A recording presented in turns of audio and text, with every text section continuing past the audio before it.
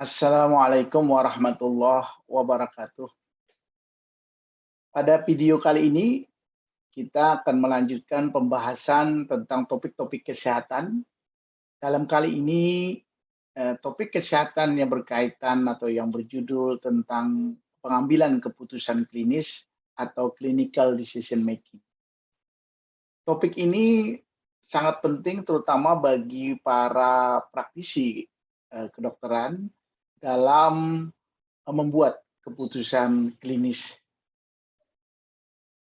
Hal ini penting mengingat di dalam pembuatan keputusan klinis pada kasus konkret itu tidaklah mudah. Kita akan dihadapkan pada situasi dilematis yang nanti akan menyebabkan ancaman, baik ancaman etik hukum maupun ancaman pada keselamatan pasien itu sendiri. Sehingga pembuatan keputusan klinis ini menjadi suatu hal yang sangat penting, dan apabila dan secara alami mungkin juga bisa disebut sebagai bentuk ketidakpastian diagnosis. Adanya data klinis yang tidak sempurna dan bentuk pengobatan yang tidak pasti akan mengakibatkan tenaga medis mengalami kesulitan. Sebagai kasus misalkan, contoh pasien COVID, ada 2 orang pasien COVID yang tahap kritis dirawat dalam suatu ruangan ICU, yang kebetulan ruangan tersebut hanya memiliki 1 ventilator. Ada pasien yang muda dan ada pasien yang lanjut usia sekitar 85 tahun. Nah, pada kondisi ini sebagai praktisi kesehatan atau kedokteran, mana yang harus kita dahulukan? Atau pada kasus lain misalkan, ibu hamil dengan usia kehamilan 2 bulan disertai dengan distres pernapasan yang berat. Di satu sisi memerlukan obat, namun obat tersebut berdampak pada janin, misalkan terjadinya aborsi. Bagaimana keputusan klinis yang akan diambil? Nah, dalam hal ini tentunya pengambilan keputusan klinis dalam situasi di mana terdapat kesulitan, kepanikan atau kebingungan, seorang petugas akan mempertimbangkan satu solusi dari pengalaman masa lalunya. Mengkaji ulang simpanan pengetahuannya yang sekarang yang relevan untuk mencari solusi. Jika pengalaman dan pengetahuannya tidak memadai untuk memecahkan kebingungan, kesulitan, maka masalah tersebut tidak akan bisa dipecahkan. Nah, berkaitan dengan ini pula, daya ingat seseorang atau manusia itu sebenarnya ada 2 jenis memori yang berkaitan nanti dalam pengambilan keputusan tadi, yaitu memori jangka panjang, itu tersimpannya pengetahuan medis untuk pengambilan keputusan klinis, atau memori jangka pendek, tersimpannya pengalaman yang diperlukan. Nah, gabungan pengalaman-pengalaman tersebut akan menjadi sebuah naluri. Nah, inilah yang mungkin bisa diambil oleh seorang praktisi. Namun pertanyaannya adalah, apakah keputusan ini merupakan keputusan yang tepat atau bukan? Nah, oleh karena itu kita perlu mempelajari bagaimana agar pengambilan keputusan klinis ini menjadi suatu keputusan yang tepat. Jadi pengambilan keputusan klinis ini ada 2 pendapat yang mengatakan. Yang pertama itu adalah suatu keterampilan kognitif yang diperlukan dalam proses pengambilan keputusan klinik di dalam pengelolaan pasien. Jadi di satu sisi bahwa keputusan klinik ini adalah suatu keterampilan yang wajib dipunya oleh seorang praktisi kesehatan atau kedokteran. Nah, di sisi lain, definisi yang kedua adalah suatu proses pencarian informasi yang bersifat relektif, bekerja sama dengan pasien, sehingga dapat diperoleh pemahaman masalah klinik pasien secara mendalam dan sesuai dengan konteks, dengan tujuan untuk menghasilkan keputusan klinik dengan dasar yang kuat. Nah, jadi ada dua hal yang berkaitan dengan pengambilan keputusan klinik ini. Nah, di dalam pengambilan keputusan klinik ini, ternyata ada faktor-faktor yang mempengaruhi. Yang pertama adalah faktor fisik. Jadi berdasarkan rasa yang melengkapi tubuh seperti rasa sakit, tidak nyaman, dan kenikmatan. Kemudian emosional berdasarkan perasaan atau sikap, rasional berdasarkan pengetahuan, praktik, dasar pada keterampilan individu, interpersonal didasarkan pada pengaruh jaringan sosial atau struktural, lingkup sosial dan ekonomi. Jadi inilah beberapa faktor yang nanti akan mempengaruhi seseorang praktisi dalam menentukan keputusan. Namun faktor-faktor ini harus bisa kita kendalikan dengan baik, terutama untuk faktor-faktor yang sifatnya sangat subjektif. Berbeda dengan faktor-faktor yang sifatnya objektif, seperti rasional dan pengetahuan itu objektif. Tapi tatkala dia berdampak pada faktor-faktor emosional dan faktor-faktor subjektif, maka ini dicoba untuk diminimalkan agar keputusan klinik yang nanti akan diputuskan itu benar-benar keputusan klinik yang baik dan tepat. Karena dengan pengambilan keputusan klinik yang tepat ini, maka akan bermanfaat untuk menghindari pekerjaan atau tindakan rutin yang tidak sesuai dengan kebutuhan, kemudian akan meningkatkan efektivitas dan efisiensi pelayanan yang diberikan, kemudian akan membiasakan berpikir dan bertindak standar, serta memberi kepuasan kepada pelanggan, dalam hal ini adalah kepada pasien. Nah, dalam pengambilan keputusan tadi, pada realita lapangan, kita dihadapkan pada situasi-situasi tertentu. Jadi kalau berdasarkan konsep evidence-based medicine, saat ini ada dua golongan besar pengambilan keputusan. Yang pertama adalah pengambilan keputusan dilakukan tanpa tersedianya dukungan bukti ilmiah, dan yang kedua adalah pengambilan keputusan yang dilakukan dengan situasi tersedianya dukungan bukti ilmiah.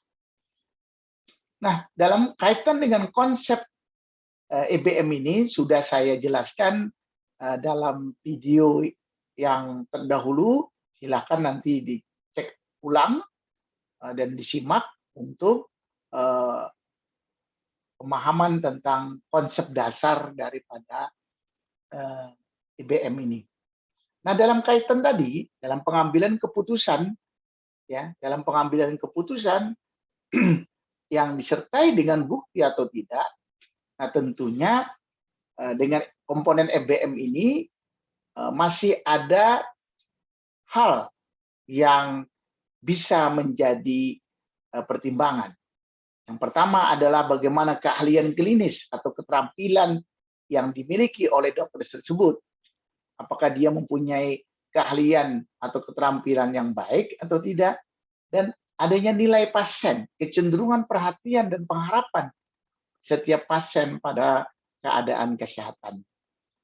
Walaupun kita tahu sebenarnya bahwa penelitian terbaik itu adalah validitas tinggi dan akurasi untuk penegakan diagnosis dan terapi. Tetapi dengan pada situasi tertentu, dengan tidak adanya bukti-bukti, maka keahlian klinis dan nilai pasien bisa menjadi rujukan.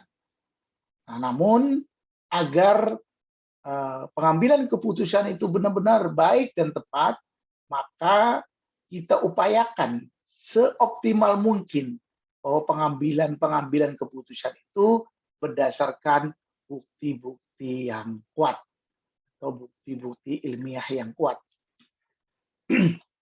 Sekali lagi bahwa seorang klinisi atau dokter dalam menjalankan profesinya tidak hanya nanti menentukan diagnosis dan terapi saja, tetapi yang lebih penting adalah membantu pasien dan keluarganya dalam mengatasi masalah penyakit yang diderita dan kematian. Kita tahu bahwa evaluasi kemajuan terapi pada masa lalu menunjukkan hasil yang kurang efisien dan terkadang memerlukan proses yang membahayakan karena tidak berdasarkan evidence-based medicine. Dan profesi dokter dan kesehatan tidaklah cukup hanya berpedoman pada kemampuan klinik dan pengalaman.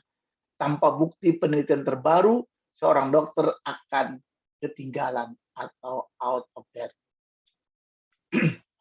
Oleh karena itu, dalam menentukan suatu rencana pengobatan, sebaiknya mengacu pada teori yang sesuai logika atau hasil uji secara eksperimental dan berdasarkan pengalaman pribadi serta pengalaman yang didapat baik secara tertulis maupun lisan dari sejawatnya. Nah, oleh karena itu, dengan kita melihat penelitian-penelitian kedokteran atau literatur-literatur sehingga dapat membantu dokter dalam menentukan diagnosis yang tepat, memilih rencana pemeriksaan terbaru, memilih terapi terbaru, memilih metode pencegahan penyakit terbaru. Nah, dalam kaitan itu, maka sebenarnya IBM ini kalau kita spesifikkan ada yang disebut dengan IBM klinik. Jadi IBM klinik ini merupakan bukti penelitian terbaru untuk memutuskan tentang penata laksanaan pasien-pasien secara individu untuk memperbaiki dan mengevaluasi perawatan pada pasien sehingga tingkat kesembuhan dan munculnya komplikasi dari pasien itu bisa kita minimalkan. Sehingga kadang-kadang atau sering kita gunakan istilah gold standard, standar baku atau standar emas untuk praktisi klinik dan guideline terapi yang diperlukan di dalam pengelolaan pasien. Nah, suksesnya IBM ini yang pertama ditandai dengan atau digunakan untuk menstandarkan praktik profesi dokter. Jadi dengan adanya IBM ini maka variasi-variasi penata laksanaan itu bisa kita minimalkan. Yang kedua juga bisa mengeliminasi praktik yang tidak layak atau praktik yang buruk. Kemudian selanjutnya malah mendukung praktik yang baik dan meminimalkan biaya dan meningkatkan kualitas pelayanan kesehatan. Nah, itu adalah beberapa suksesnya IBM tersebut. Nah, selanjutnya manfaat IBM klinik ini ya. Jadi memang IBM klinik ini nanti banyak dalam bentuk practice guideline dan evidence-based medicine guidelines. Nah, apa sih sebenarnya perbedaan dari dua hal ini? Yang pertama, clinical guidelines tadi didefinisikan sebagai aturan yang dibuat secara sistematis untuk membantu para praktisi dalam penanganan pasien.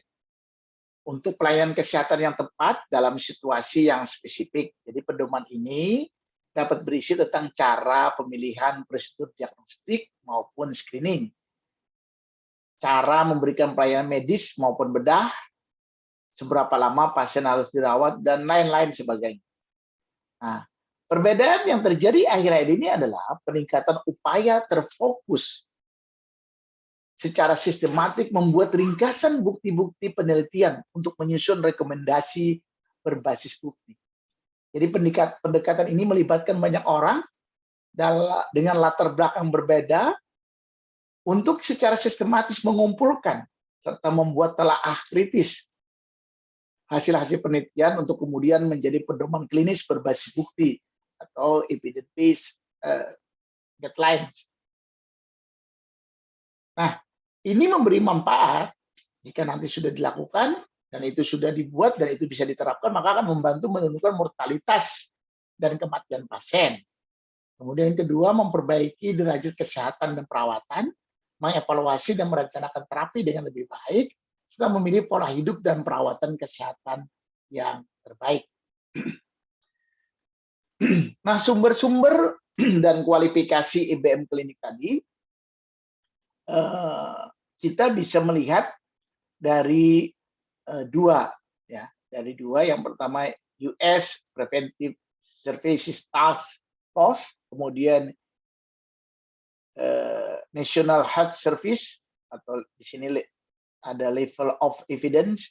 Jadi pada dua bagian ini kita bisa melihat kualifikasi dan sumber-sumber referensi mana yang bisa kita gunakan.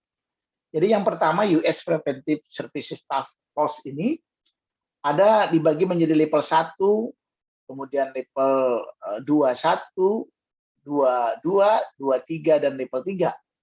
Jadi level 1 itu adalah desain random control trial. Jadi ini berdasarkan US merupakan level yang paling baik atau yang digunakan untuk bukti ilmiah. Misalkan nanti ada penelitian atau jurnal dengan desain penelitian ini merupakan level yang paling baik, paling tinggi.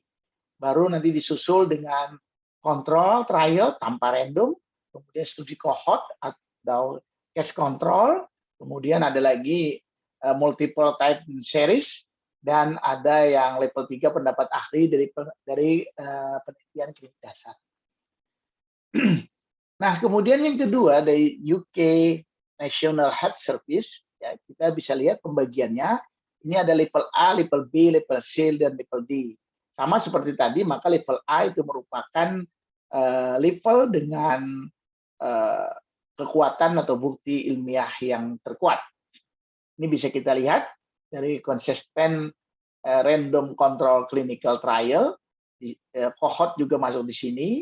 Kemudian level B-nya ada cohort retrospektif, kemudian ada case control, kemudian level C ada case series tadi, dan level D itu ada opini. Jadi hampir mirip antara dua hal tersebut. Nah, namun terkadang pada kondisi-kondisi tertentu mungkin kita tidak menemukan, ya. Jadi kita mungkin tidak menemukan penelitian yang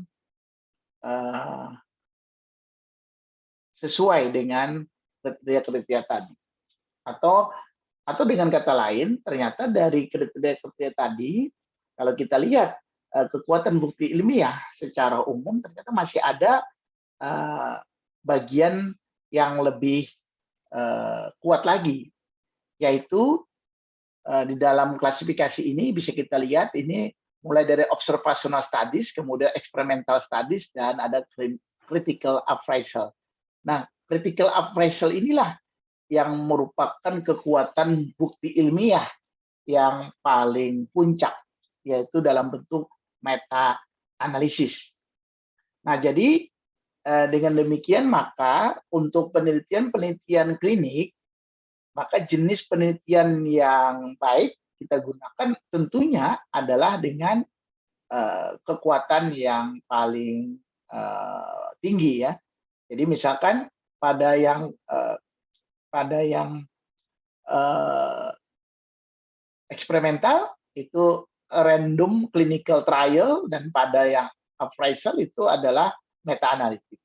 Jadi bukti-bukti klinik biasanya ditulis dalam suatu jurnal dan dokumen-dokumen sehingga memudahkan seorang dokter atau klinisi untuk memanfaatkannya. Nah, berkaitan dengan itu, kita coba refresh sebentar tentang EBM itu sendiri. Jadi EBM itu sendiri adalah integrasi hasil-hasil penelitian terbaru dengan subjek pasien dan kejadian klinik di dalam membuat keputusan klinik. EBM merupakan hasil penelitian terbaru yang merupakan integrasi antara pengalaman klinik, pengetahuan patofisiologi, dan keputusan terhadap kesehatan pasien. Jadi ini merupakan integrasi kejadian untuk menentukan terapi dan penata laksanaan dalam suatu penyakit. Nah, meta-analisis atau bagian bawahnya adalah literatur review atau sistematik misalkan ya digunakan untuk informasi terapi bila tidak ada penelitian RCT dalam jumlah besar. Jadi untuk penelitian-penelitian klinik memang yang primer tentunya adalah yang RCT dalam jumlah besar. Kemudian meningkatkan kekuatan akibat intervensi secara statistik jika dibandingkan dengan penelitian RCT yang kecil. Jadi sehingga ini lebih menguatkan, meningkatkan presisi bila dibandingkan dengan beberapa penelitian RCT. Jadi bisa memperkirakan efek terapi. Jadi ini bisa dipilih terutama nanti untuk yang RCT yang jumlah kecil. Nah, RCT sendiri atau random control trial ini dilakukan dalam jumlah besar, jadi menjadi sumber yang paling baik untuk memperkirakan manfaat dan kerugian dari hasil penelitian. Kesempatan yang sama di antara kelompok penelitian bisa meminimalkan bias, dan metode double blind RCT merupakan gold standar untuk mengetahui efek terapi dan intervensi. Jadi yang namanya metode dalam penelitian eksperimental ya ada 3 sebenarnya. Yang pertama itu adalah single blind, kemudian double blind, dan triple blind. Ini artinya penyamaran yang tingkat 1 itu artinya yang tidak tahu hanyalah responden. Kalau penyamaran tingkat 2 yang tidak tahu itu adalah responden dan peneliti sendiri. Sedangkan penyamaran ketiga yang tidak tahu itu adalah responden, kemudian peneliti dan penanggung jawab ya, laboratorium atau penanggung jawab penelitian. Nah, dalam hal ini seyogianya double ini tidak dipilih jika belum dilakukan atau belum ada penelitian awal dalam bentuk single, sehingga keamanan dari responden itu betul-betul bisa kita jamin. Nah, ini adalah contoh EBM klinik, misalkan clinical guideline, misalkan the evidence base tentang tekanan darah ya, bisa kita lihat ada petunjuk praktis pengelolaan diabetes mellitus tipe 2 oleh Perkini misalkan, kemudian ada konsensus pengelolaan dan pencegahan diabetes tipe 2 Perkini 2006, CNC 7 for hypertension, itu bisa kita gunakan sebagai clinical guidelines. Nah, sebagai penutup dari perkuliahan atau materi hari ini adalah bahwa kajian utama adalah tentang kemutakhiran algoritma diagnosis dan penata laksanaan penyakit. Jadi semakin update penelitian atau jurnalnya, maka ini merupakan suatu sumber referensi yang baik. Nah, dalam membaca jurnal terapi diagnosis, jadi sebaiknya dipilih jurnal dengan metode random clinical trial atau bentuk meta analisis. Nah, random clinical trial ini merupakan pilihan yang baik terutama untuk kasus-kasus dengan sampel yang besar. Nah, demikian yang dapat kami sampaikan, dan untuk memperkaya pemahaman tentang decision making dalam kedokteran ini bisa mengupload secara gratis judul seperti pada layar yang saya tampilkan ini melalui PDF Drive.